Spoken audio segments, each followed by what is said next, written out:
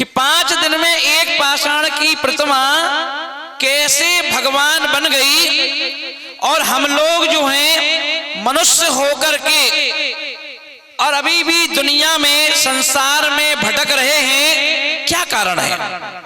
कई विचार किया आप लोगों ने? क्या है विचार? नहीं किया ना? कितने पंचकल्याणक, ये पहला पंचकल्याणक नहीं है। जिस पहले पंचकल्याणक में आप लोग इंद्रराणी बन के बैठ रहे हो या रसीद कटा करके घट यात्रा में शामिल हो रहे हो, कभी कभी विचार करो। क्योंकि अपन देखें, या तो राजा या फकीर, दो की बात आती है। संसार में दो लोगों की बातें चर्चा चलती है पदम जी, दो लोगों की चर्चा चलती है, या तो राजा या फकीर। अब राजा और फकीर है तो या तो फकीर तो हम लोग हो गए, हम लोग फकीर हैं कि नहीं? नहीं है तो क्या है ना? क्योंकि फकीर और एक बादशाह, अब एक बादशाह होता है जिसे अपन राजा कहते हैं, राजा, और एक फकीर होता है जिसे महाराजा कहते हैं। और फकीर को जो महाराजा बोलते हैं तो क्यों बोलते हैं? क्योंकि उसे कोई टेंशन नहीं है। और अपन देखेंगे कि महाराजा के दर्शन करने के लिए राजा आते हैं, महाराजा के दर्शन करने के लिए राजा आते हैं। और अपन देखें राजा कौन कहलाता है? राजा जिसकी सोच, जिसका आचार, जिसका विचार, जिसका व्यवहार राजा जैसा होना चाहिए। अभी देख रहे अपन ये बैठे ना भैया, तो राजा ऐसा होना। जो देखो 5 दिन के लिए नाभि राय बने हैं, और नाभि राय बनने के लिए 2 लाख रुपए खर्च किए हैं। ऐसे नहीं बन गए। और आप सोचो, जब इनके लिए कहा गया कि मैं नाभि राय हूं, तो आज देखो सब जितने जेंट्स यहाँ बैठे हैं, सभी जेंट्सों में उनकी वेशभूषा अलग दिखाई दे रही है। अब ये यदि मान लो रोज की पोशाक में ऐसे ही आ जाते, अपन कहते नाभि राय हैं, हम में क्या अंतर है? तो उन्होंने नाभि राय का सिर्फ स्थापना निक्षेप से ये स्वीकार किया कि मैं पंचकल्याणक के लिए नाभि राय हूं, और नाभि राय हूं ये सोच लिया, तो उनके परिणाम, उनके विचार, उनके भाव, उनकी भावना चेंज हो गई। और देखो दोनों मियाँ बीबी हार मुकुट लगा करके राजा जैसे लग करके, रोज में तो व्यक्ति ऐसे कपड़े पहनता नहीं है, पहनता है ऐसे कपड़े का रोज? नहीं पहनता ना। पर उन्होंने कहा आई एम नाभि राय, और जब यहाँ आकर बैठे तो लग रहा है कि हाँ नाभि राय हूं, लग रहे ना? तो ये कभी आपने अपने मन में विचार किया ऐसा? प्रतिदिन आप भगवान के पास जाते हो दर्शन करने के लिए, कोई चाहे शंकर के मंदिर में जाओ, चाहे कृष्ण के मंदिर में जाओ, चाहे राधा कृष्ण के मंदिर में जाओ, चाहे महावीर के मंदिर में जाओ, चाहे महावीर जी जाओ, चाहे सामान मंदिर में जाओ, पर कभी आप अपने आप को क्या मान के जाते हो? क्या मान के जाते हो? कभी राजा महाराजा मानते हो अपने आप को? महाराजा के सामने जाते हो और जाकर के आंखें और बंद कर लेते हो।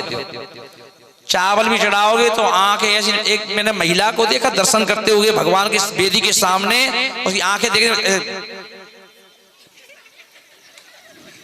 मैंने कहा भगवान को जो आंखें निकाल के रख देगी, या भगवान वेदी में से कांच माच फोड़ फाड़ करके इसकी आंख में घुस जाएंगे शायद। अरे भगवान को दर्शन कर रहे हो, आंख खोल के करो। दुनिया में तो आंख खोल के घूमोगे, भगवान के सामने आंख बंद कर लोगे। आंख क्यों बंद कर ली भाई? भगवान को निहारो। छवि भी तेरा गी नग्न मुद्रा, दृष्टि नासा पे धरे। जब देखोगे तभी तो ये पंक्ति बोलोगे, जब देखोगे तभी तो ये पंक्ति बोलोगे। तो अपने आप को फील तो करो। मैं एक शब्द में महाराज बन गया, बताऊं क्या बन गया? मैं भी आपकी तरह ऐसा ही था। कभी मंदिर नहीं जाना, कभी किसी महाराज के पास नहीं जाना, कभी कोई चौका नहीं लगाना, कभी किसी महाराज को आहार नहीं देना, कोई काम नहीं। जो काम जैन करते वो अपन किए ही नहीं। आधे लोग तो जानते ही नहीं थे कि हम जैन हैं।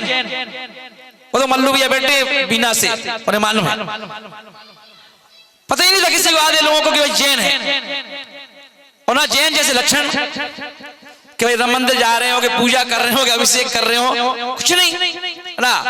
और एक दिन एक ब्रह्मचारी जी को दीक्षा का सुना कि इनकी दीक्षा है।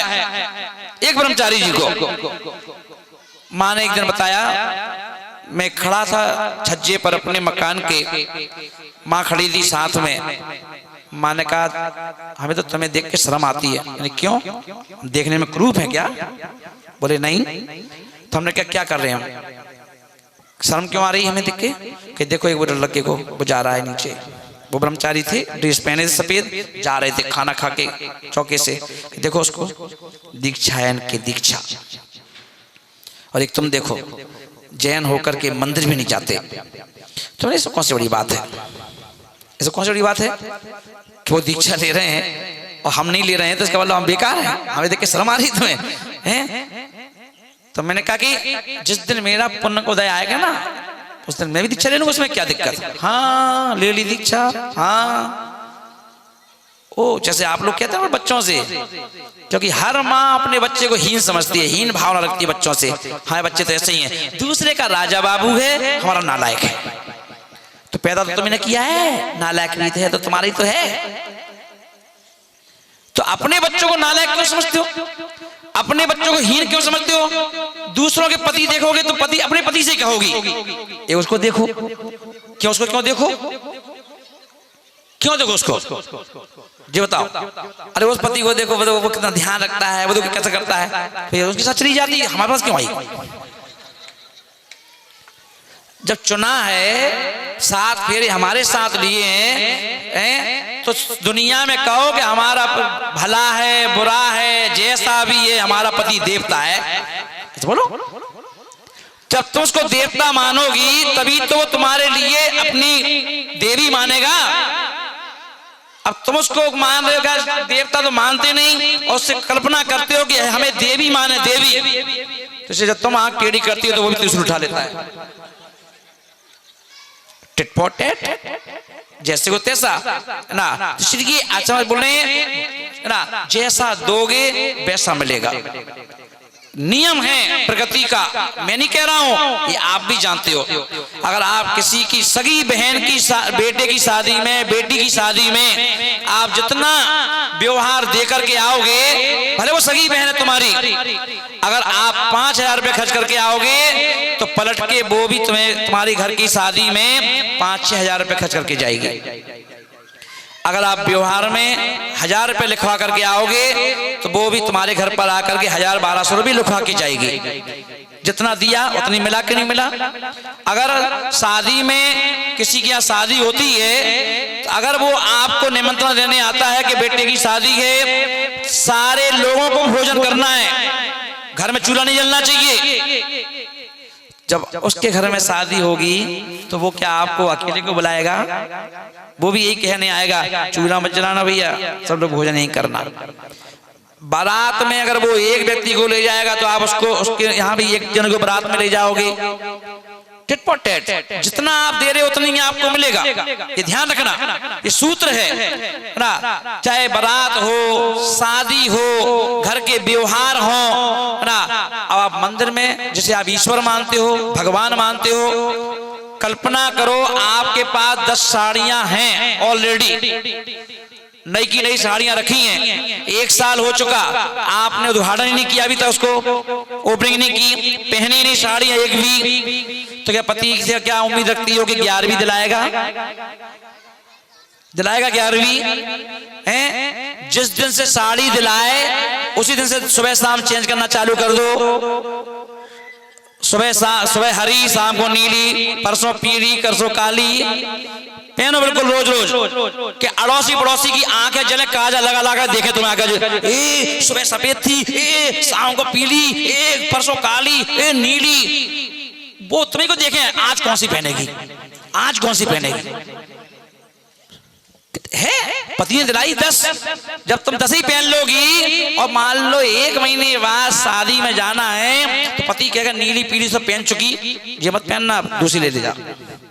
हैं अब तुमने पहनी नहीं, लगा करके फनेन की गोलियां भर दी था उसमें साड़ियों में कि चूहा ना कतर जाए, कीड़ा ना लग जाए, पर पहनेंगे नहीं। पहनेंगे वो एक ही, रोज मंदिर में वही पहन के आ गई। बस मंदिर की है, मंदिर की है। जब तक वो साड़ी कह दे हट हमें नहीं पहनना, फट जाए, बेकार हो जाए, तब जाके बेचारे को अलग करोगे, नहीं तो मंदिर की है ना। अब फिर क्या सोच कल्पना कर रहे हो पति 2-4 और दिला दे, काय के लिए कि दुकान खोलना है घर में, यूज करो। तो ईश्वर कहता है तुम्हें क्या चाहिए बोलो। कभी आपने भगवान की भाषा समझी नहीं। ईश्वर कहता है जब आप मंदिर जाते हो दर्शन करने, चाहे क्षेत्र पर जाओ चाहे मंदिर में जाओ, भगवान कहता है क्या चाहिए बोलो। तुमने कहा पैसा, कितना चाहिए? 1 करोड़। क्या करोगे बताओ? तो कभी एस्टीमेट देते हो? बैंक का नियम है मनोज जी, बैंक से यदि आपको क्या करवाना है, लोन पास करवाना है या आपको लिमिट बढ़वाना है या आपको लिमिट बनवाना है, तो बैंक कहता है पहले हमें पूरा एस्टीमेट दो। कहाँ दुकान खोल रहे हो, काय की दुकान खोल रहे हो, कितना सामान रखना चाहते हो, सारा लिख के दो। तब आप मालूम ऐसे है कि नहीं हैं? बिना एस्टीमेट के, और उसके बाद आप टैली करो, हर महीने रिकॉर्ड दो कि आपका आज आपने 1 लाख का माल भरा था, आज 2 का हो गया है, अब 5 का हो गया है, अब 10 का हो गया है, और भैया दुकान बहुत चल रही, हमारी लिमिट कम पड़ रही है, 5 लाख की है, इसमें काम नहीं हो रहा है, 10 की कर दो। एस्टीमेट रोज जाता है, बैंक मैनेजर कहता है ओके 10 की कर दो।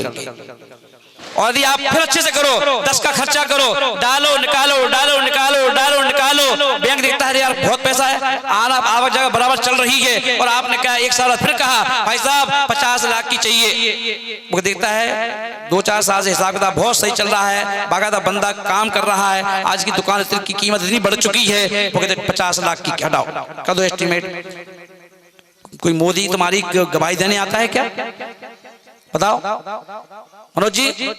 मात्र शुरू के जो आप शुरू में लिमिट बनवाते हो उस समय आपको गवाही चाहिए, उसके बाद आपका आचार, आपका विचार, आपका व्यवहार और आपका रोज का आवक जावक जो आप डाल रहे हो, निकाल रहे हो और आप दुकान चला रहे हो, उसकी बेस पर आपकी लिमिट बढ़ती चली जाती है। और एक दिन ऐसा आता है कि करोड़ रुपए की लिमिट बढ़ जाती है और आपकी खुद इतनी इमेज बन गई कि आप अपनी इमेज से दूसरे की लिमिट बनवा सकते हो। Any question? I am right? हैं? बैंक ने कब दिया? जब आपने यूज किया। परमात्मा से क्या उम्मीद करते हो? बस दे दे दे दे दे दो, 10 मकान दे दो, 5 जमीन दे दो, पूरा ग्वालियर हमारा हो जाए, ज्योतिरादित्य सिंधिया की पूरी प्रॉपर्टी हमारी हो जाए। और मंदिर में अगर कोई 21 रुपया पूछ लेंगे, सलाह कर लेंगे, वहां नानी मरी, नानी याद आ गई, वहां 21 रुपए में भगवान के दत्त देंगे। अब फिर पहुंच गए भगवान कुछ देव ना, यूज कोई करता नहीं हमें यहाँ लिमिट। बैंक भी यदि आपने लिमिट के अनुसार आपने पैसा जमा नहीं किया, किस्तें निकाल के पूरा बैठ गए, तो बैंक वाला एक दिन क्या करता है, आपकी लिमिट को क्लोज कर देता है। और आप जाते हो चेक दे दो किसी को, वो कहता काय का पैसा है ही नहीं है, और नोटिस आ जाता है कि भाई साहब पूरा पैसा जमा कर दीजिए। किस बेस पर? क्योंकि ना आपने डाला ना आपने निकाला, सिर्फ आपकी लिमिट बंद कर दी गई।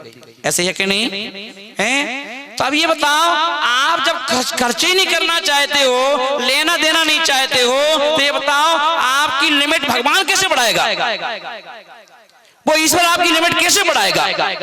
वो आपके लिए कहां से पैसा देगा? काय के लिए देगा? क्योंकि आप उसका यूज तो करो।